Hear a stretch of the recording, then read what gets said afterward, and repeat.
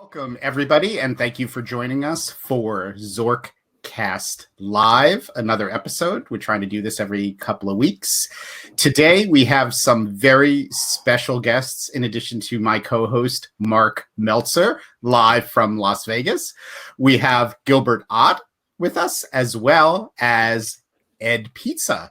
So I figured maybe we would just go around and do a quick introduction. I will just remind everybody that there is a chat box where you can ask us questions. We will try to do a Q&A at the end of the episode if we can. And we would love to hear from you. So first off, good morning, Marc. How are you doing today? It's currently 4 minutes past noon, and it's a lovely afternoon in Las Vegas. Excellent. Beautiful, sunny day, and we're here right in the best part of the year as far as I'm concerned. It's getting warm. It's going to be 100, but that's still not hot in Vegas, so I love it. That's awesome. And did you get your coffee this morning? I did not. The lines were huge, and I'm going after we're done here. You know, you need to invest in proper coffee making at home, but we'll talk about I've had coffee. I just haven't had coffee from the outside. Okay, that's I fine. Can't talk to you unless I have coffee. I know. I'm sorry. A few people can. Okay, and Gilbert, how are you doing this evening? Swell. And where are you? Where in the world are you? I'm in the UK, just like you, and I did get my coffee today. One of the great things about that I've seen recently is that everybody's kind of bonding together, and my local coffee place has been delivering me freshly roasted coffee whenever I run out because they're not open, but they still have a roaster. So I'm well caffeinated. I'm ready to rock. I'm kind of actually buzzing a little bit, so we might need to calm this thing down more to Ed's level. Yes, and Ed, how are you doing? And what's your coffee situation like today? Well, it's afternoon for me, and I'm not a big coffee drinker, so yeah, I will be the least caffeinated of the four of us. Well, that's okay. That's fine. I haven't had caffeine in quite a few hours. So I think I want to get into a topic that I think is very interesting, and I've discussed quite a bit with a number of people, including Gilbert, and it's related to an article that he just wrote, and we will put a link to that article up above the chat box. And the article title was "Relax, Airlines Need Cheap Flights as Much as We Do." So I think the big question for a lot of people is what's going to happen when we eventually can start traveling again to airfares in the short term, in the short to medium term. Are airfares going to start to skyrocket because there are a lot fewer flights than there used to be? Will at first fares be really cheap because the flights are so empty? So I know that Gilbert has a number of thoughts about this for the European markets as well as the US markets, and I know that Ed does too. So why don't we start with Gilbert on some of his thoughts and a little bit of the genesis of that article, and then we can just sort of, get some opinions from everybody on what they think. So this is where I can start my 1 hour rant, and then we just press the end button, correct? Yeah, perfect. I'll just set my headphones just like this. Yeah. So basically, you can think what you will of headlines and everything, but there's been so much fear mongering in travel. Of course, some of it's warranted. There is going to be a new normal that people love, another one of our new pet hate words. But ultimately, especially with the bailout of Norwegian as of just yesterday, a lot of airlines which thrive and survive on cheap fares are still around. They will still be around.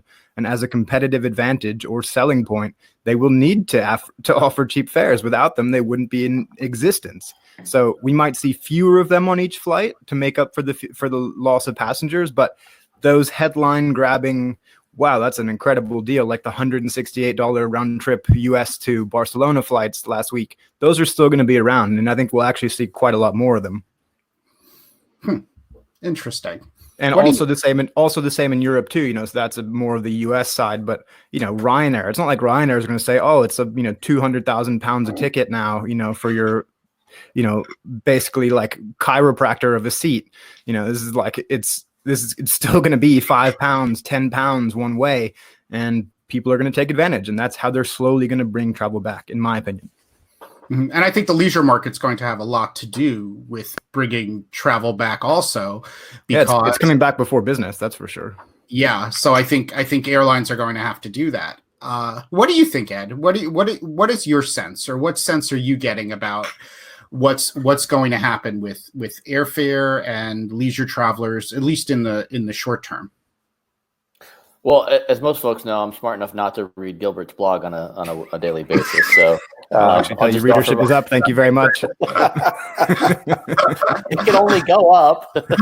Yeah, true. All 7 of you, thank you very much. I think we have 20 on here, which is triple the amount we've ever had. Anyway, continue, Ed, please. As much as I give Gilbert shit, I do agree with him more often than I'm willing to admit in public. We're not in public, right? So, I think the thing that's very different about this, and I'll certainly date myself when I say, obviously vividly remember the Great Recession, vividly remember 9/11, and how those impacted air travel. I think the airlines have done a much better job. Better is probably not the right word, but they've been forced to really make drastic maneuvers with their fleet. So they're not trying to run the vast majority of their schedule. And I think the math I heard the other day was United Airlines is currently running about 10% of their schedule, and they're flying a 10% load factor on that 10%. So they're flying about 1% of what they used to fly. And I think whatever happens, whether it's government subsidized or not, there's going to be a lot less planes in the air when people start flying with more regularity. So I agree that there are going to be low fares. I think the thing that the airlines will probably do a really good job of in the beginning is not putting too many planes in the air right away. So I think, Gilbert, you mentioned this in your article, and yes, I'm giving away that I actually did read some of it, that there probably won't be a ton, like the whole plane won't sell for $10 a seat, but there will be a certain number of seats that they'll want to fill to try to generate excitement. Totally agree. And so I think what we'll see is, I think you're right to some degree about leisure travel leading us back. That being said, I do think there's lots of corporations that will have severely restricted travel policies, work from home policies, all that stuff. But there's a whole slew of consultants out there that need to be where their clients are, and at some point they'll start traveling, and probably sooner than later, because they'll need to make money. So I think it'll be a mix of leisure and business. In this recovery, I think there'll be more leisure as part of the mix than we've ever seen in a recovery, for sure. But I still think there's going to be a decent number of folks who are paying for their own tickets, who are business travelers, who will also be price sensitive, but at a higher level than the leisure folks. And how about impacts? I don't know how much you spoke about this, Gilbert. I don't remember now, because it's been about over a week since I read that article. What do you think about international travel? I think especially leisure. So I was really interested today to get something from Qatar telling me that they're going to be flying to 80 destinations by June, which is crazy. Pretty big time, considering I think right now there's about 3 countries which don't have travel restrictions or won't by the 1st of June. So, that's a tough one to square. I think the approach, which is fairly logical, that governments are taking and airlines as well, is let's crawl, then walk. So let's see what we can do in a domestic sense and the short haul sense and see where that goes. Because I think, one kind of problem with the crisis was actually how it was handled internationally with governments. I'm not picking on any one in particular, but, you'd think that these guys could pick up the phone and say, hey, just so you know, tomorrow we're going to close our border for all your people. But that didn't seem to happen. People were blindsided. European travelers had no idea the US ban was coming, then vice versa. And same with Asia. And so there's been this whole thing, which I think has kind of spooked the international travel market based on the way it was handled as things wound down. So winding it back up is really going to depend on the tourism boards, the countries themselves, and the measures they put in place. I saw, for example, Vienna was saying that for 190 euros, which is pretty damn steep in my opinion, if you pass a blood test saying you don't have COVID, they'll let you in without a quarantine. If you fail, then you have the quarantine. It's tough to say. I think, international travel will be very, very slow. It's not to say it won't recover, but between the people and the government restrictions, it's going to be very tough to just kind of click your heels and turn it on. Whereas someone going from, New York to Vegas, baby, it's going to be much easier because everybody's in the same boat to some extent.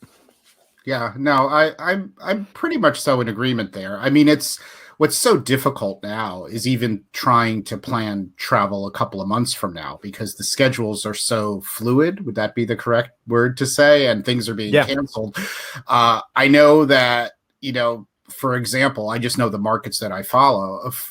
London Heathrow, Boston is gone for the month of June with British Airways. There's no service to Boston at all. Service being restarted, to the best of my knowledge, in July. So things like that are just like really tricky to look at. And I have no idea what's going to happen. They seem to have a pretty full schedule for July and August, but I'm guessing they're going to get rid of a significant number of those flights, or maybe even, hold off on Boston for another month or two. And then, of course, I'm seeing little AV Geek interesting things like, oh my goodness, the A350s popped up at Boston from Boston to London. I don't think that's happened yet, that there's been an A350 service from Boston to London, but it's on the schedule for September. And I think that you're touching on a very important point for the kind of aviation geeks out there, which is that a lot of your old favorite planes are going away faster than ever. They were saying 21, 22, but now it's looking like 2020 is going to be the last year for quite a few aircraft types, but also it's going to be the time when airlines really start to tote these new planes, like you're saying, the A350 or the 787, and start harping about their, better air, the HEPA filters, and all the stuff that people might actually start to care about that very few people ever did before. Yeah, no, that's true. How about you, Ed? Have you run into any interesting domestic situations, as an aviation geek, which I know you are, where you run into interesting wide body flights or strange equipment that you didn't expect to run into before on a U.S. domestic flight? So I haven't seen that yet on domestic flights. I think probably like taking a real 30,000 foot view of this. I live on the flight path to Dulles Airport. We live in Northern Virginia, and we see wide bodies all the time. We've got the sort of the international row that comes in the afternoon, and then takes off later that evening. Some late morning stuff. And at least for our market, I remember it was a couple of days ago. We have kids, and so we do this thing where the grandparents come and they park in the driveway, and like we wave at each other, and that's how the kids get to see their grandparents. And we're all having this conversation, and then we hear this noise, and we look up, and it was a wide body flying overhead. It was like, wow, like I haven't seen one of those in like 2 weeks. It's a plane. Wow. Right. Well, not just a plane. Like we see little ones, but like I haven't, because of all the international drops in schedule. There's virtually no wide body traffic that goes over our house anymore. From Dulles. There's still some traffic, but I think that's the thing that I've seen that's most compelling so far, at least in our region, is just the sheer lack of wide bodies coming into a market that I won't say was dominated by it because it's a United hub and a lot of small planes, but all the big boys that used to show up here just aren't right now. Yeah, it's crazy. And when you look at some of the pictures out there of the parked aircraft and other things, and somebody's mentioning in the chat, and Gatwick Airport is pretty much so. It's closed, and it's things that you can't even. I think every once in a while, I forget what's going on. I go to walk the dog. I've had a normal day. I feel that, okay, it's just another day. I'm going to go back and do some work. And then I realize, wait a second, we're in the middle of this pandemic. And I forget for a moment. And sometimes it's a wonderful feeling to forget for 15 or 20 minutes. But then you come back and you realize how much has really changed in the travel world, and it hits you again. And then I try to distract myself right away. I don't know if that happens to anybody else, but it happens to me at least a good couple of times a week. Well, and when you talk about international travel, I think the thing to remember is that let's rewind to before we had a pandemic. It wasn't abnormal to have gate agents and ticket agents who had no idea how visas worked, and would keep people from getting on flights, and would tell you needed a piece of paper that you didn't need, all that stuff. And I wouldn't say it happened to 50% of the passengers, but it happened to a lot more than one or two. In a world where you could need a biological passport to go somewhere, or proof of a vaccine or whatever, think about how unreliable the airport agents are going to be as a source of information for folks getting on planes. Who was like, no, I got the right paper. Like, no, that was last week's paper, because they're just not invested in that. So yeah, I mean, IATA was changing the restrictions on a minute by minute basis. Every time you refresh the website, it was a new restriction, which is what these agents at the airport are working off of. So like, you could turn up and then 10 minutes later be denied on new findings. It's wild. Yeah. And that's kind of what I mean. Like, I don't think people are just gonna. That put a bad vibe on everything, health concerns aside. You don't want to be stranded somewhere. I've had lots of people reach out to me and say, I'm separated from my husband or my wife, whatever, my partner. We kind of got caught up in all this, and others saying, can you confirm to me that this is the policy? Will I be okay to get on the plane? And, I say, yeah, you'll be fine as far as my understanding, but bring like the marriage certificate, like your tax returns, like anything, who knows what they're going to actually require of you to complete this, what should be normal policy. So, yeah. Yeah. And if you hear just a few of those stories, like if you're not nerds like us that are willing to get on a plane to go pretty much anywhere, and you're just somebody normal looking to book, and you hear a story about someone who paid thousands of dollars for airline tickets and then got to the airport and they didn't let them fly, you don't need to hear more than one or two of those stories before you just become scared to book. For sure. Yeah. And scared to get stuck somewhere or something to go wrong, which is totally legitimate, because a lot of my travels, if I'm going to the States, I don't feel uncomfortable if I get stuck in the States because I have enough family there. But I would feel uncomfortable getting stuck in Singapore, or somewhere else. So that's I'd kind of love to be in Singapore right now. Yeah, well, that's a good point. So how about Mark? I go Tokyo, but sure. Yeah, true. I'll meet you between them.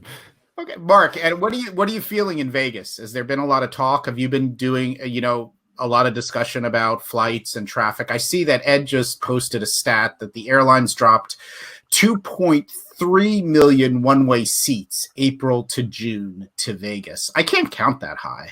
It's absolutely it's amazing. So anything to add, Mark? Anything people have been saying? I actually have more questions than anything else, because I'm getting questions. People want to know, obviously they ask me first, when are casinos opening? No date, can't answer you. But then they're asking, I have a flight booked for July or November, or should I cancel a flight? Should I do this, do that? I'm like, dude, I'm a sports bettor. I write about gambling, and I go to hotels, and that's my travel. Please don't send them my way. You got it. but there are so many questions for domestic travelers in America, that they really don't know what to do. They are concerned whether it's with the hotels, having a place to stay, having a place to gamble, having a place to enjoy when they get to Vegas, but they also want to get out of their house and go somewhere.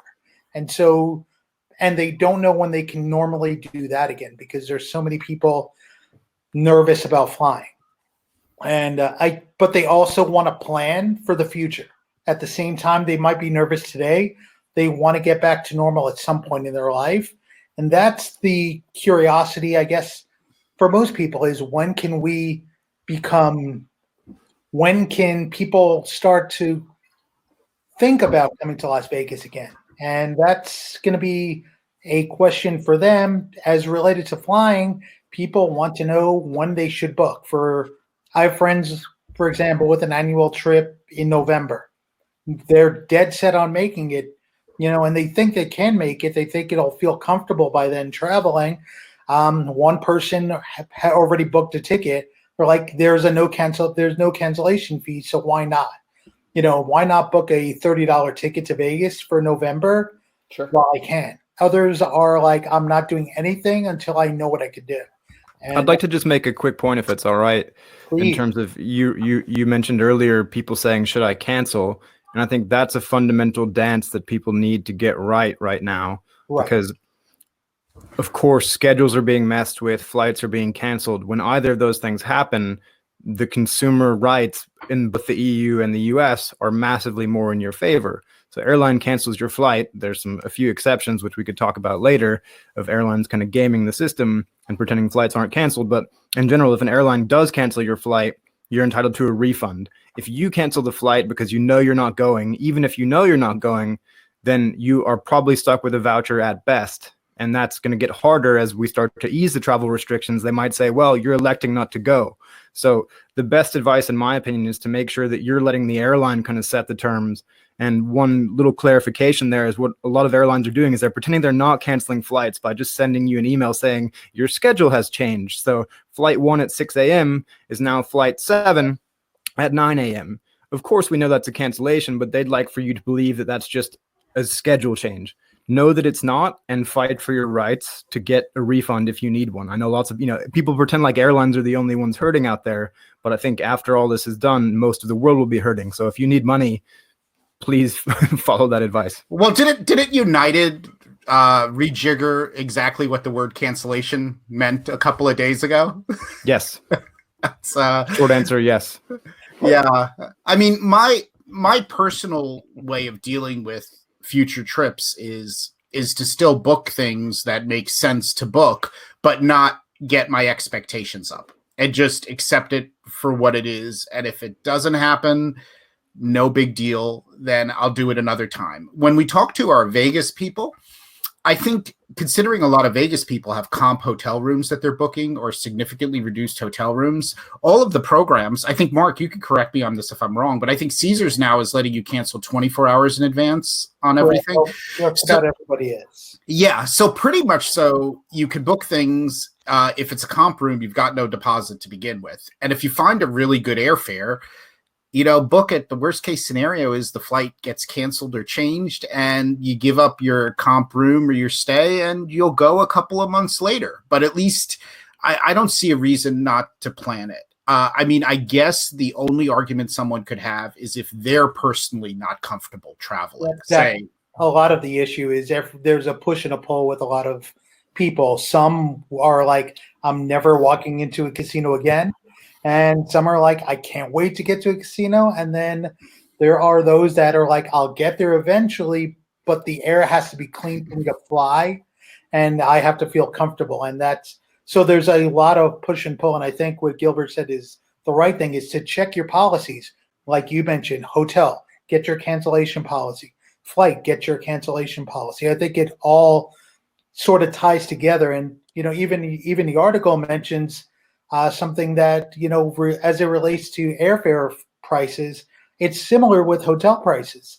They do need to keep cheap rooms available in Las Vegas. They want to have that excitement of, I can get a free room for players, or I can get a cheap room for a non-player, for a non-loyalty member. But there's a lot of that. And it's slowly, I think, at least on my side of things, we're slowly, I think, feeling more comfortable with our lives outside of our apartments again. Yeah, it's going to be a process. Well, yeah, and I mean, as far as Vegas is concerned, I think you've got you've got folks who do Vegas in a bunch of different ways. And so what we think we know right now, and again, it's all going to be subject to any number of changes, but what we think we know now is Vegas will partially open, and it'll probably partially open sometime in, late May or June. And for folks who come to Vegas, like if you're just somebody who wants to play blackjack or wants to play craps, then you probably hop on a plane. But if you're coming because you want to see your favorite show, or there's a restaurant that you always go to when you come, there's going to be, I don't think a lot of those things are going to be available early on, especially in the show category, but certainly restaurants as well are going to be limited if they open. So with limited capacity, even harder to get a reservation at some of the top places. So if you're a high-end gambler and part of the experience for you is a great meal or a show or any of those things, do you come if you can't get all of those pieces? And I think we're going to find out. I think, for the folks that are asking questions in the chat, I definitely think it's safe to book a ticket to Vegas now because of all of the ability to cancel or change later on, especially if you're a Vegas fan and you want to change it for later and you don't need the cash. But you just make sure you think about what's the Vegas experience you want to have and what's the chances you'll be able to have it when you come. And I think that's what a lot of people are contemplating right now. I was writing about that, I believe, for Travel Zork on Sunday, is that the Vegas experience is going to be more like mine when you wake up at 5 in the morning and the casinos are not even a quarter full. Yeah. And it's going to be that way for a while until more people feel comfortable. And as the government changes their restrictions on the capacity of people, because they're rolling out, it looks like you're only going to have 3 people at a blackjack table and 6 at a craps table. Every other slot machine will be unavailable. So it's going to be as though even at its peak right now, it can only be so busy. You can only have so much excitement. So, well, that's the thing that I keep saying to people. If you're considering going to Vegas, it's a different Vegas. Empty Vegas is great for social distancing because these places are so large. I mean, you do not have hotels that are as large as the hotel properties in Vegas in many cities. So if you have them at 20, 30% capacity, it is not going to be difficult to stay away from people. Or my joke, Mark, you were saying 6 at a dice table and 3 at a blackjack table. And I said, it's usually only 1 at a baccarat table anyway. So I'm usually alone most of the time. Maybe people don't like me. But I think one thing I'm really curious to see is what the new luxury will be. You know, the amenities that are going to be offered and what people will value. You know, like things like a buffet. Is that ever going to exist again? Are people going to go and like, oh, let me stand in line with a bunch of other people and then grab the same spoon that this other guy just grabbed? So I'm really curious as kind of just a consumer who does like to travel. What are you going to see from hotels? Or what can you expect when you go in your room? How's the breakfast setup going to be? How are they going to modify their entire way of life so that we feel comfortable and we feel like this is a safe place to be? Yeah, no, these are interesting. These are really interesting questions. It's going to be different. And I think, the buffet question is one that so many people have because so many people enjoy the buffet, and that's sort of synonymous with Las Vegas. Yeah. And I think we'll end up seeing sort of like what Wicked Spoon does for their buffet, where you have basically small plates created for you. So you don't have to plop the blue or the green on to put yourself. You can have somebody with gloves and a face mask plopping this stuff on for you instead. And that's just a guess, though. We don't really know what they're going to do. Boyd Gaming last week said they're undecided yet if they're going to reopen their buffets. So I think for their customer base, they will because they're looking at locals. But, who really knows right now? We're not going to know until we actually see the casinos opening for business. And, Bellagio is going to be one of the first 2 MGM properties to open. Their buffet is legendary, one of the best in Las Vegas, as far as I'm concerned. So we'll see if that reopens when they first open, or if, they're going to open few, like you guys mentioned, only a few restaurants. They're not going to reopen all the entertainment at first. They're not going to open the spas at full capacity at first. So it's going to be interesting to see what they do and how they do it. There's going to be more to-go options. So you can eat back inside of your room with, your own utensils. But, we're still really new. And, I think there's 2 audiences. There's actually 3 audiences in the locals market, or in Las Vegas. You have the tourists, the locals, and then you have the Californians that drive here. Where half of the tourists are flying, half are coming from California or bordering states. So, how are they all going to deal with it? To me, the more difficult one is trying to explain to people about having to fly to Las Vegas, from New York, a 5-hour, 6-hour flight from Newark or what have you. Like for me personally, I have to go to Philadelphia when I feel more comfortable flying again to go visit my parents. And they're going to want to come this way as well, just because they're in Lancaster, PA, and they're tired of Amish people all the time. So, they're going to need a little break. So, there's a lot to consider right now. No, it definitely. I'm sorry. Were you going to say something, Ed? Or I always yield the floor to you, Mr. Traeger. Nothing valuable, that's for sure. So yeah, there's something. No, I think so. And if you ask my guess is that they're not going to open with the buffets for 2 reasons. One, for all the reasons stated, and number 2, there are not going to be that many guests to begin with. And when there are not that many guests, it doesn't really make a lot of sense to open a buffet because buffets tend to work better. Here's where I'm going to disagree with you. Here's where I'm going to disagree with you. If you're going to open up a casino and you're not sure how many people are going to want to eat somewhere, a buffet is actually one of your best options because it's very easy to. It's also very large, the spaces, and you can socially distance. I totally agree. It might be one of the best things to open as far as restaurant space because it's inexpensive. Yep. You can make as much food as you think. If demand says we want more, you can make more and more easily than you can, let's say, at a fine dining restaurant. Yeah, absolutely. And I think like using the example, I can buy that. Yeah, like think about it this way. Like again, if you're talking about Vegas buffet, setting aside Bellagio for a second because it is one of the more legendary buffets. But if you're at a buffet and they're carving a turkey breast, and then there's more volume, and they run out of turkey breast, unless you're a vegetarian, if they drop a ham or a pot roast in front of you, you're there for the buffet. You're going to take a couple slices of whatever protein comes next. So I do think buffets are probably on the higher end of things that are likely to get open. I understand why people might be afraid of buffets, but again, we're afraid of everything right now. And I just don't really wrap my arms around buffets are going away for forever. There's certainly going to be reticence and reluctance, but I think buffets will be amongst the first things open because the casinos in their heart are about making money, and they'll make or save a bunch of money off of buffets. Somebody just asked, I'll just interject this, and then I want to go on to this interesting video from Mexico that Gilbert made me aware of this week because I thought it was super cool. So what do you think? You think Circa's still going to open on time, Mark? All signs point to yes. I drove by there a couple weeks ago to get some Pizza Rock. Support the businesses in the area that I want to keep open.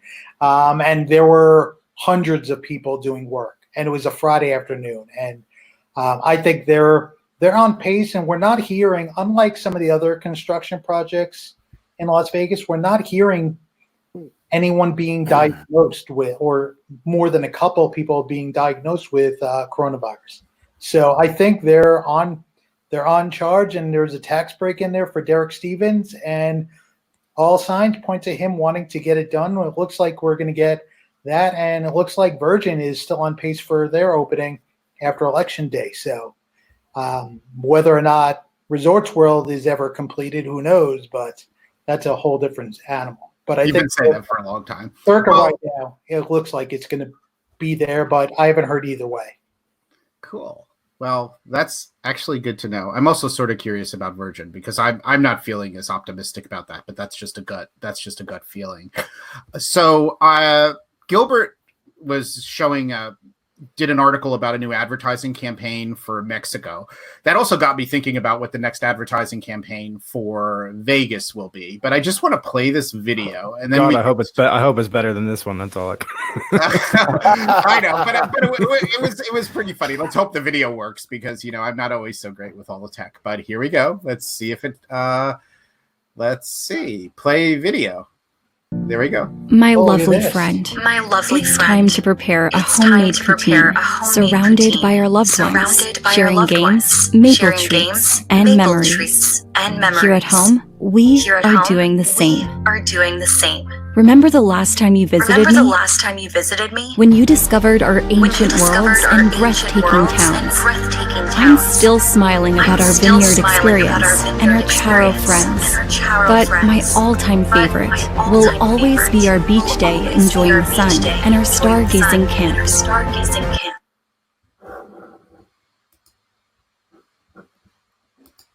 Is that it?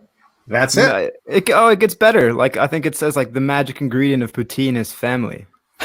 Well, that was so good that I'm gonna watch it separately from this. But you know what the best part is? They did one for Australia too, and Australians, of course, can't even travel for the rest of the year. So. Yeah. So you always impress me with God Save the Points, finding these interesting things. So what do you think? What do you think is going to happen with two words rarely associated with God Save the Points? So let's. I have to say nice things. So what do you think about future advertising campaign? I mean, what have you seen? I haven't seen. It's a little bit bold to be putting out a new advertising campaign in May. So not when you spend that little on it. Well, I mean, to be fair though, in June, Cancun's going to be open. They're saying that they're going to have international travel starting in June. So whereas the rest of the world is saying, perhaps Q3, Q4 at the earliest, they're like, let's roll. So they've got to fill planes. They've got to fill seats. They've got, I believe, Aeromexico, Southwest, Air Canada, Air Transat, a couple other airlines are committed to flying people to Cancun that early, which is fascinating to me. So what we'll do is we'll fly to Georgia. We'll fly into Atlanta. We'll get our tattoos, get a massage, and then we can hop on a Southwest flight to Cancun and have a COVID party on the beach. My God. To answer your question, Michael, I think what we'll see from ads is there will be some very emotionally drawn ads coming out of destinations, airlines, and all these things, basically saying, hopefully doing a better job of saying, don't you miss us? Don't we miss travel? We need to connect our families. And I think every brand in the world right now is basically making a sob story advertisement, which, hey, sometimes they work. I thought the Emirates one that came out was amazing. So if anyone wants to watch that on YouTube, I thought that was actually a really good one. But, there's a limit to this shit, really. I'm not sure if we can curse on here, but sorry. Michael, can we curse? What? Can we curse? You can do whatever. Well, let's talk about sports betting. How are you feeling about? Are you finding anything to bet on this week, Mark? Well, this week we've got there's so much excitement in sports betting this week because the Korean baseball organization signed a deal with ESPN. So all the old people that don't know how to watch Taiwanese baseball on Twitter can watch it on their big TVs in their house. And they're doing really well. People are into it. The KBO is getting some serious action right now as sports. But we're also getting this week, I believe tomorrow, Circa Sports is taking deposits from new customers via Drive Up, curbside service. You can fund your account. The South Point started that today. We're going to have MMA. There's going to be 3 days of fighting starting Saturday for the next week. So there's going to be about almost 40 matches for UFC to bet on. There's going to be a golf match. I saw Rory McIlroy and some other guys. I'm not a big golf fan, so not sure who they are. NASCAR starting up too in a couple of weeks. So we're slowly getting back. I just saw the Bundesliga in Germany is gonna start up again in a few weeks. So there's going to be international pro soccer that people Premier League too. Premier is it Premier or Premier? You pick. Okay, I'll just call it soccer. English soccer. So we're getting back to normal-ish. Where the fringe American sports are starting up again. Soon enough we'll start to hear about the major American sports. The NFL releases their schedule tomorrow for home and away games. So people are betting on that, pun intended, that's going to become the beginning of the future of every other pro sport in America getting started, which will really fire up the fan base. I don't know if you saw this, but MGM is looking to basically. I think I wrote about this now that I think about it. You think I read anything you write about? I hope that you edit some of my errors. But what do you call it? MGM is talking to the NBA about having the rest of the season and playoffs at Mandalay Bay, where they're going to house all the players and their families between Mandalay Bay, Four Seasons, and Delano. They're going to have the staffs of MGM quarantined at the Luxor. The NBA staff will also be quarantined at Luxor. And they're basically going to offer that section of casinos up to anybody that wants it, whether it's the MLS playing somewhere in Las Vegas or the NHL playing. But the NBA is the most realistic one because they could fit 24 basketball courts inside of the Mandalay Bay Convention Center. And honestly, as an NBA bettor, give me 24/7 basketball to bet on. Now we're talking. Fucking A. We can curse.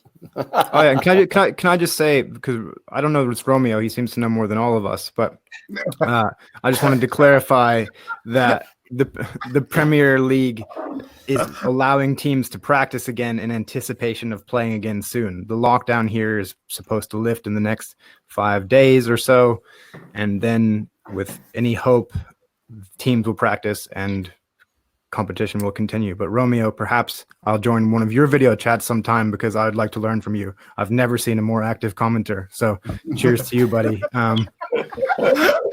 This is what happens when you get give on a Wednesday night, right?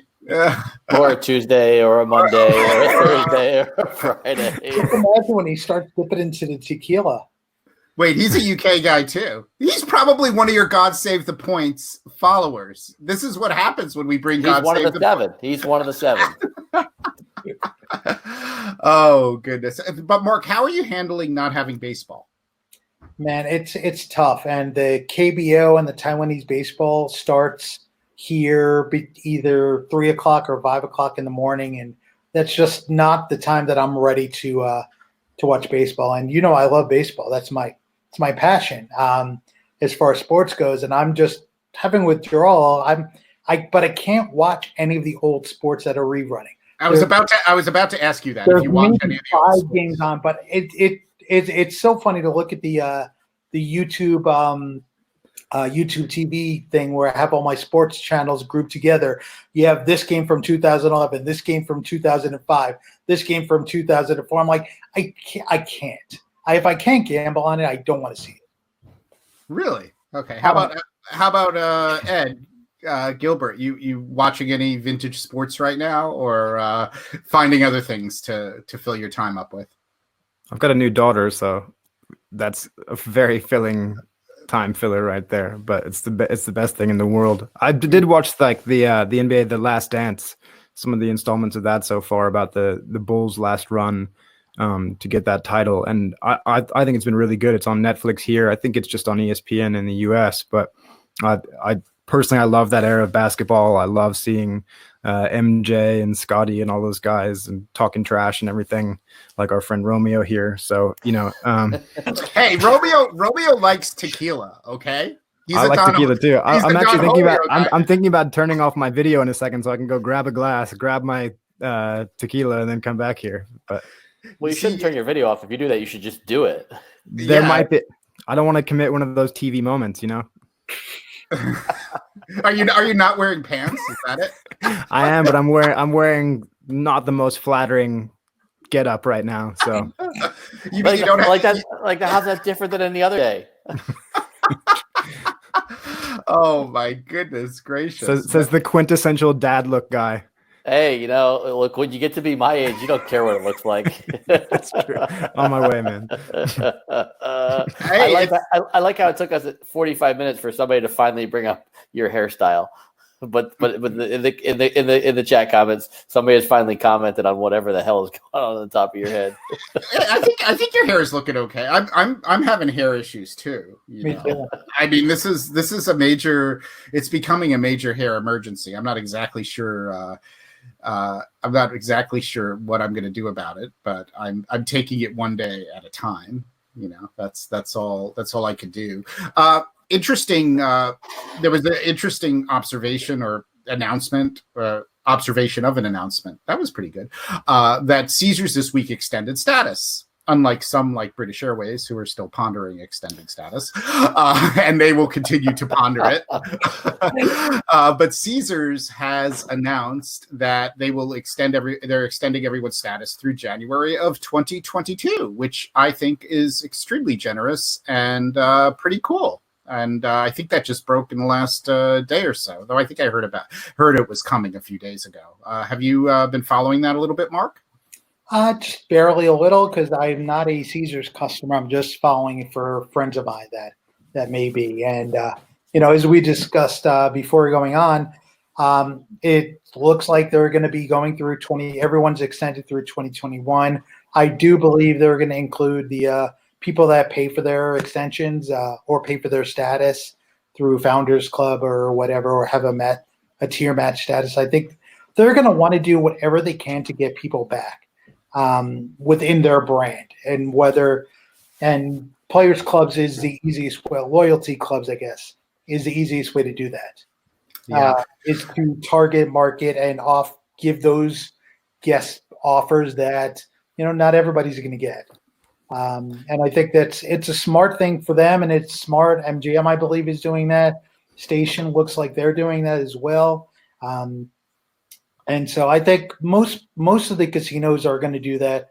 I'm shocked that airlines aren't doing that as freely as well, because like you mentioned, whether it's a cheap flight or discounted 3-year loyalty membership, it seems like they would want to treat those customers well right now.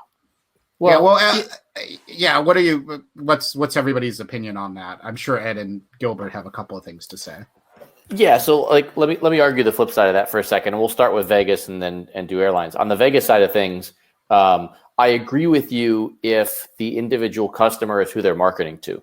But if the opening is slow and a number of large conventions are in Vegas and they don't need to spiff the loyalty members, from a business perspective, it doesn't make sense given all the financial ruin to pay out to those folks. I think they really need to figure out who's actually their key market. If all the big conferences cancel through the end of 2020, then they absolutely have to hammer as much as they can on the individual gamblers. Just to answer real quick, that seems like what it's leaning towards is the latter, is that they're going to need, they're looking, MGM specifically is looking to next year for the large groups and the second half of this year.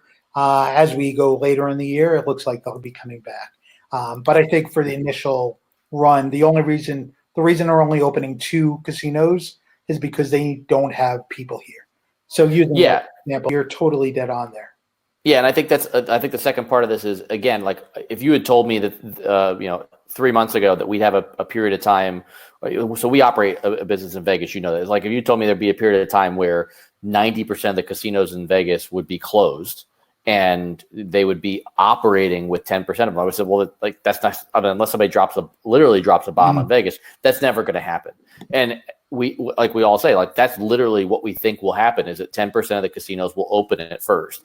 And so how much they need to spiff people is really a balance on like how much they really need to open casino number 3. If they start with Bellagio in New York, I like that. Can I have some? How much do they really need to open the 3rd casino? And that'll dictate how much they're going to bonus folks like us. And on the airline side, I think it's the same thing. It's like, for like use Delta as the example, they own a lot more of their fleet than some others do. And so a plane parked isn't necessarily losing them as much money as a plane that's leased and parked for another airline. And I think it's a big simplification of the argument, but what their operating costs are as an individual casino or an individual airline, I think are going to drive how hard they have to push us to want to spend money. So if we look at that, how would we explain the oddity of British Airways? Drink, Gilbert, drink. Because I think they're one of the few major carriers that has not provided a lot of clarity with regard to what's going to happen for status, unless your status is through June of this year. I just want to say I agree with Seth. Mezcal beats tequila every time, and especially.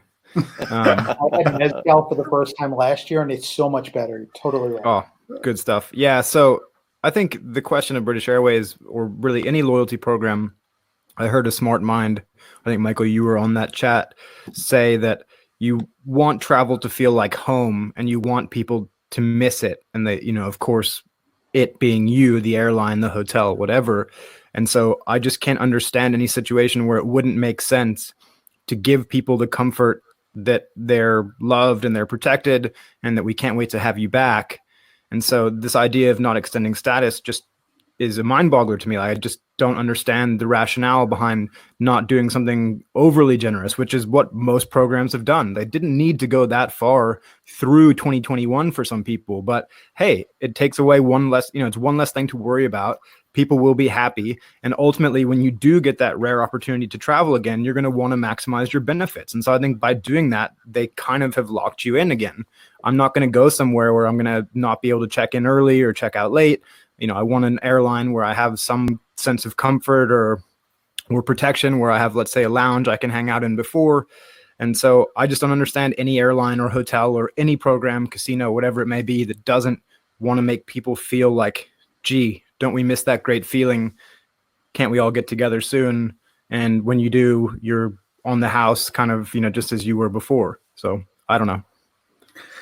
Yeah. I mean, I think at this point, now that we know that it's going to be really difficult this year for people to travel enough to maintain status or play enough in a casino to maintain status. I think at this point, now that we know what the rest of the year is going to pretty much so look like, even in a broad sense, that they pretty much so have to, I think the loyalty programs have to start saying, okay, we've got to cut people a break because it's just not realistic for them to be able to maintain their status. Now, I do understand that airlines like British Airways have a little bit more of a complex system because they have a rolling status system where different people qualify through different times of the year. So some people's status ends in July. What are these people getting paid for? Can we curse on here? Yes, you can curse on it's their fucking job to find a solution. This thing started in March. Like, in terms of loyalty programs starting to say, okay, this is what we're doing. This is what we're going to look at. You're telling me that somebody whose job, their only job on earth is to manage a loyalty program, can't send out one clear announcement to people saying, these are our plans. This is how we see it. We don't quite know what the solution is yet, but we're doing it. Just so you know, like, don't worry, nothing's going to happen. You can't send one fucking email? Like, it's not rocket science. I mean, it's not. It's not. A good point. It's a good point. Have you been feeling as aggravated, Ed, or do you not get? Are you a total free agent now, and status doesn't bother you as much anymore? Look, as a business traveler, status still matters, but I think the biggest problem I have is, look, I mean, I understand why everybody's upset about various things. I think when we take a step back, common sense says that prices are going to go up, in certain areas. They're taking a hit, we're taking a hit. Like, everything's going to change. I think the thing that pisses me off the most is ever so slightly different, but along the same lines of what Gilbert's saying, which is, look, I mean, I'm not an idiot. Just talk to me and tell me the truth. The whole, I don't necessarily blame United for pulling partner award charts. I don't blame them for raising prices. I wouldn't have done it if I were them. But if they just said to us, hey, look, here's the deal, like, we're getting killed and this is what we're going to do to raise prices, I at least have respect for the fact that they were honest with me as a customer. Yeah, be transparent. Right. Just be open and transparent, and definitely don't say that you're being open and transparent when you're not being open and transparent. I mean, look, I said before, like, I have business in Las Vegas. We operate the Five Guys restaurants there. What United is doing essentially is saying, like, for me to say to a customer, I'm going to charge you $5 for that hamburger, and when they swipe their credit card, I charge them $6.50. Like, it's just not being upfront with your customer. We're all big boys and girls. You had to love the move from American too, where they accept the bailout money. Less than 7 days later, they couldn't even wait the week. They say, oh, by the way, international check bags are now 150 round trip. It's like, I just want to know who thought, like, that's a great idea. Let's roll that out this week. Not like, let's give it a couple weeks and let people kind of forget that we just took a bunch of money from the government without having to take any hit whatsoever. And that kind of information really travels these days. Exactly. I mean, if you go back 20 years ago, you could get away with some of this stuff. People didn't know. I've seen Ed and people like our friend Gary Leff, right? They did it because they didn't think it would get. In what universe do you think that people don't have, like, page crawlers and all these things ready to jump on any chains that aren't constantly running searches for dynamic award pricing and stuff? People are going to notice this in seconds, not even minutes. So the idea that someone thinks, oh, let's roll it out during this kind of quiet time because nobody's going to pay attention is just, how can somebody in such an important role have that mindset of how to treat customers? That's the fundamental question to me. Yeah, and I think, like, from my standpoint, like, no question, just to bifurcate what you said there, I would absolutely roll out the negative changes now. Like, this is Friday at the White House. Let's take all the trash out. Let's clear everything. Let's let all the bad news out. But be upfront about with the customer, like you say, we're going to find out. We're not idiots, and so tell it to us at a point where we're not traveling, and hopefully by the time we want to travel, we won't remember that you laid these things out to us. But it's going to be even more memorable for us because you did it without telling us, and now we've got all these quotes and comments about, like I saw our buddy Richard Kerr from TPG, like he tweeted today. It was great. It was United saying that their changes are visible and transparent. And it's like, well, I mean, come on, like why? Like, don't make that statement. Don't like, use the word. Yeah. Just say, like, look, we know you're. We know most people don't know better, so we're just going to take advantage of them. But you smart people, you'll figure it out. Like, I'd rather they say that. It does really make you wonder. I mean, I do in some ways. I think the casinos with casino loyalty will do a better job, but it's a totally different market. So I think they have no choice. Well, as somebody that works with the casinos and has my own issues with how they do business, I appreciate the airline industry for being a clusterfuck they are, for making the gaming industry look a little bit more coherent. No, exactly. I mean, my biggest question with gaming, and I don't know if you've talked about it much, Mark, I think we've talked about it a little bit, is will they decide to improve any of the games? Get rid of, since there are going to be fewer blackjack tables open, right? And the table limits are going to be lower. So does that mean they will stop doing 6-5 blackjack because they have fewer open, or they will choose to have all 6-5 blackjack tables open because they've lowered the limits? That kind of stuff. It's funny you mention that because I wrote about that the other day. It looks like Baggio, I believe, has about 40 tables under $25. They're all 6-5 blackjack. Would it hurt them to make 10 of them 3-2 blackjack? New York, similar thing. They have, I believe, 48 tables of 6-5 blackjack under $25. Will they do something like that? I don't give them credit to do anything smart in that manner, but I would hope they would do something like that to draw people that would normally maybe go to Gold Coast or the Orleans to play 3-2 blackjack. Instead, go to New York to play blackjack. Play the 3-2 blackjack for $10 that they could get elsewhere off the strip. I think it would be a smart tactic for them, but they haven't mentioned it, and I don't think they will until they open. So yeah, it'll be interesting to see what happens with that in video poker, and there's really so much space available in these casinos that they could do a little bit more than they do. And again, it goes back to what Gib was saying about the price points. You want to advertise New York has $5 blackjack.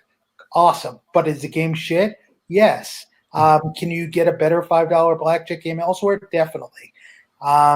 And offering the only $5 3-2 blackjack on the Vegas Strip would be a big selling point for a property when they come back. So I think it would be smart. Yeah, no, me too. I mean, and the other sort of elephant in the room question, which I have no idea what's going to happen with this, but if people are wearing masks and wearing baseball caps and have masks on, that's going to be a lot of fun for surveillance and advantage players. And for that reason, they might want to up the limits, as I believe Jamie here is mentioning. Finding cheap limits might not be possible with half the capacity of gambling space. So who knows? But also, you might not want to offer a really good game if surveillance is more difficult. To your point. Yeah, and I also don't know how. There's a lot to consider for that. 6 people at a dice table.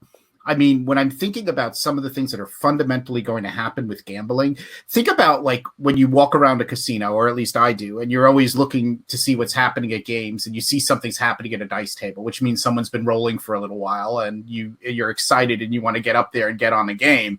And I'm just picturing this. You've got 3 people on one side and 3 people on the other side. You're like, God, that guy's been rolling for 15 minutes. I want to run up there and throw a couple hundred down. Give me a $60 6 and a $60 8 and whatever. No, sir, sorry, the table is full due to social distancing. We've got 3 and we've got 3, and that's it. You cannot get in on the roll. The best part of that is that from the initial regulation recommendations or policy recommendations, they don't even want people close enough to watch you play craps, which will be I love it personally, but well, you don't like people. That's why. That's exactly correct. And the onlookers are also that always do their thing here while I'm rolling. But I think it's going to be interesting. And one of the things that you said the other day that I thought was interesting is that I think from the Boyd conference call, the way the casinos are going to open is going to be fundamentally different than the way things will probably be in 6 months from now and in a year from now. It's going to transition. So I think things are going to open. It's going to be really unusual when they open. Just to parallel this to the real world, everything's going to be this way. So, it's not like they're going out on a limb. Everything is changing. I had somebody comment about, our casinos aren't going to ban smoking. Boo on them. I'm like, okay, so what? Don't go. You don't like it? Don't go. You still have the same choice you did beforehand. And if three people at a blackjack table is bumming you out, go somewhere else. Do something else with your time if you don't want that experience. Like somebody said here, manage your expectations to what your experience is going to be. The experience today or when they reopen won't be what it is in 6 months or 12 months. And it's going to be the same with everything in our lives. Yeah. And also casinos are make all of their money from slot players anyway. And playing machines is pretty much so a solo kind of thing, except for the spacing between machines. So that's not going to change. It's going to be table games. I mean, I think the tough part for the table games will just be staffing, because obviously the biggest problem with table games is you need live dealers that you pay salaries to. And if you're going to have only 3 people at a blackjack table, that's going to mean that you're going to need more dealers. So if it was just a downturn in business, you might need X number of blackjack tables open, figuring you can get X number of people at a table, but now you have so few people. But I think it'll be very interesting. So I think we've come to the end of an hour, but I wanted to find out if there was anything else on your mind. We'll start with, I'm sure there's something on your mind, Ed, that you'd like to share. Maybe a good donut you've had this week or something. I have had no donuts this week, which is a little sad. Just the 1/1000% of a chance of getting COVID-19 and leaving my family behind because I wanted to go to the donut shop just didn't seem worth it. I think, looping all the way back around to the beginning of the hour to Gilbert's comments about cheap flights, I think I'm not convinced that there's going to be a ton of awesome award specials when things break, but I think we're going to see just an unprecedented wave of cheap flights. And so I think there's a time coming where, without getting overly nerdy on the credit card side of things, having flexible currencies is going to be huge, because there are going to be deals everywhere, and being able to piece together, whether it's ultimate rewards or membership rewards or whatever, with whatever cheap deal you found. I'm thinking, for me, I'm not thinking about getting back to Cancun or even getting to, places in Italy or Paris where I've been before. I'm thinking about one of Gibbs' favorite places. I'm thinking about, hey, a place like Santorini is probably going to be dirt cheap, and it's never going to be this dirt cheap again. And I can't really use points there. So this is the time where I think you look for places like that are truly aspirational, that are hard to get to using award miles and points, and get them while they're cheap. And since we're all friends, a friend of mine who, some of us, someone who's an actual friend of mine, who used to work at Starwood and now works at a major airline, has built some unbelievable Airbnbs in Santorini that were built this summer. If anyone wants to link, hit me up. They're pretty cool, and I think it's SantoriniSky.com is like the catch-all vanity link that takes you to the Airbnb Santorini Sky. But they're worth looking at because they're exceptionally good. And last year, his other places were booked every day of the year. This year, there's literally no business at all. So I think there's a great time to get in and do exactly what you said, because they will take it seriously. There will be distancing. And for the most part, when you have an amazing spot in Santorini, you don't even need to leave it. I was there for 3 days last year. I left the kind of hotel once. I pretty much just sat on my private terrace, watching the sunset, drinking lots of nice Assyrtiko or whatever they call the wine there. It was amazing. I would go just for the sunsets, and I would come back again this summer just for the sunsets. So good move. For once we agree, Ed. No, it had to happen sometime, man. Yeah, and you know what? And there's still blind squirrel, nut, And there's still a lot of positive just going through the motions of booking a trip. even if Totally. it might have to be canceled or changed. People need things to look forward to. Exactly. I mean, it is a good exercise. It's enjoyable. I have to tell you, the most enjoyable part of my day today, multitasking, was when I was doing a complicated set of reservations with British Airways, and I was on the phone with them. And I said, wow, I've never gotten so much joy from being on the phone with an airline. And what was so funny about it is the woman who was helping me said, this has been such a pleasure because I'm booking a reservation today. I'm not canceling, or I'm not spending this time canceling a bunch of your reservations, but I'm booking one. And I think that's what we have to do. We just have to look forward and manage our expectations, and it's going to be what it's going to be. There's nothing we can do, and it's about it. And was there a cruise question? Did you want to answer that, Ed? And then we can wrap it up. I don't have many opinions about cruises at this point. Yeah. So real quick, and I have opinions, but not but nobody wants them. Okay. Yeah, our family actually really likes cruising. But I think there's two things. First off, there's plenty of deals out there that I've seen, but the marketing flow has slowed down considerably from the cruise folks. I don't think there's going to be a whole lot of ships that actually sail in 2020. I think that's going to be severely restricted, and they may sail, but you got all these restrictions. I mean, with every country in the world having some sort of travel restriction, how do you get off of a ship somewhere?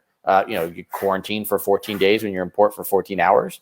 So I do think that's a pretty serious problem until the quarantines go away, and then you have to give people time to book. So I would be wary about buying a cruise that leaves anytime in the next few months, because it's probably not going to go. Second, what I would say is, me personally, as somebody who loves to cruise, for our family, I'm not getting on a cruise ship until there's a vaccine. Like, period, end of sentence. Like, I can't think of anything, no matter how cheap, you could make it free. I'm just not willing to take that risk given what I've seen on cruise ships so far. Give me a vaccine, I'll get back on a cruise ship. Without one, I'm good right where I am. Can I ask a question? I think because we're going to do a Q&A, right? Yeah, sure. Okay, so I'd like to ask you guys, because I was on an investment call earlier this week with some private equity in the travel space, and we were talking about ranking from worst off to best off each of the kind of sectors. So of the 5 categories, we have hotels, airlines, OTAs, cruise, and car.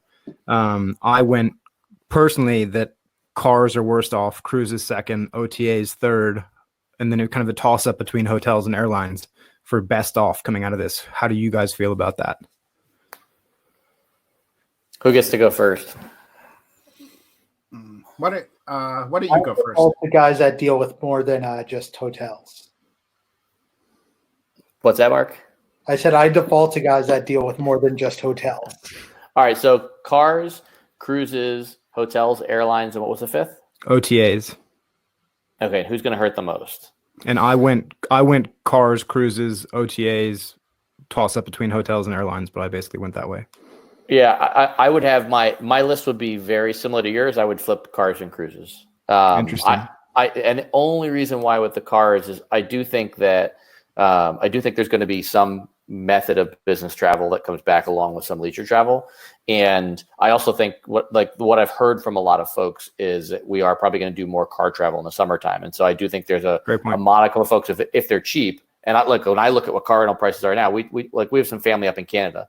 If they open the border and I'm going to go visit my family in Canada and they're going to rent me a car for $15 a day, yeah, I'm not going to put the 3,000 miles on my car for $15 a day. I'll get a rental. So I think I went with cruises because I think people who love cruises are impervious to all logic, and that they are, but I think there's more of a regulatory hurdle with the cruises because of the 14-day quarantine. It's like to cruise, if you're gonna cruise inside the U.S., that's probably fine. So maybe we see some cruises up and down the seaboard, but if you're gonna leave the country to go somewhere else for a cruise, you're gonna get there 2 weeks early to self-quarantine before you can get on the ship. That's a really big commitment for somebody who doesn't have a job. They could do that. So older folks, older than me, Michael. I mean, my strongest opinion is I can't figure out the path to the cruise industry, even though I know you say cruise people are illogical. I think one of the big problems honestly is just capacity. They have built so much capacity, and they have so much more capacity on the horizon that I think you can't, the cruise industry has always been able to grow by balancing the inventory and the prices and getting more people cruising. I think this is one instance in the short term, or at least the next couple of years, that, similar to what Ed said, even if you give it to me for free, I don't think you're going to be able to get the passengers you need to fill the ships, even if you give it to them for free. So I think you have a really big problem there. Sorry, Robin, by the way, from the comments. I apologize. It's okay. I mean, I'm sort of in between on cruises. I think, I think I'm pretty much so. So you said cruise, car, OTA, hotel, airline. Yeah, I'm pretty much so. I don't, I have to say I don't have a lot of opinions about the fleet and car industry with rental cars, so I'm not really sure. I do agree with Ed that it is extremely compelling to rent when the prices are really inexpensive. But I mean, that's good. Yeah, Seth says could say the same about airlines, about capacity growth. Question is, who eats the cost of parking that capacity? That's true, but I also think that the cruise lines don't have a lot of older planes that they can retire or older ships that they can just retire. I'm sure some of the cruise lines are considering retiring some ships, I guess, but I was never under the impression that the cruise lines are sitting with fleets that need to be downsized or retired. I mean, I think with the airlines a little bit, and I'm very far from expert on this, it's speeding up the retirement of a lot of equipment, but that's just going to naturally work to the benefit of the airlines right now, right? I mean, I guess. I mean, so I'm not really sure. So I guess we could see it. OTAs, I don't know. I don't have much of an opinion about it. And that's where I am. I'm not very opinionated tonight, other than I can't figure out how cruises are ever going to come back. Maybe you should get some of that tequila. Yeah, that's true. Any other final words, Gilbert, or anything else that you'd like to close with? I want to hear questions if anybody has any, but otherwise I'm good. I think were there any other questions? I think we basically went through I think we've been all following through the questions and asking each other questions as well, which is always fun. Yeah, so I think that's about it. So unless anybody else has a question, which I don't think they do, I think we've covered quite a bit today, and this was really quite enjoyable. Mark, any final words? Anything you're thinking about that's going to happen in Vegas, or that's going to be announced later in the week? I have some breaking news. Okay. When we're done here, I'm going to go get coffee outside in Vegas. Okay. Well, that's good. That's all I got for you. I think we'll hear more about casinos either Friday or next week about reopening. But as far as actual news happening Monday through Wednesday, nothing new yet. And I think we'll hear stuff before the week's over. Yeah, I sort of feel the same. And thanks everyone for watching. I really appreciate it. Yeah, thank you, everyone. This was really enjoyable. Thank you for your time, Gilbert and Ed. It's always a pleasure to see your faces. It really is, actually. That's something I've been saying a lot more. Even Mark, it's a pleasure to see you. I mean, it's just Even Mark. That's when you're hitting the bottom of the barrel. When you start complimenting me. but no, it was it's really wonderful to see people, and I think there is something today to be said for that. It really does make a difference. So I appreciate it very much, and wish everybody a rest of a great day. And thank you again. Bye. Bye.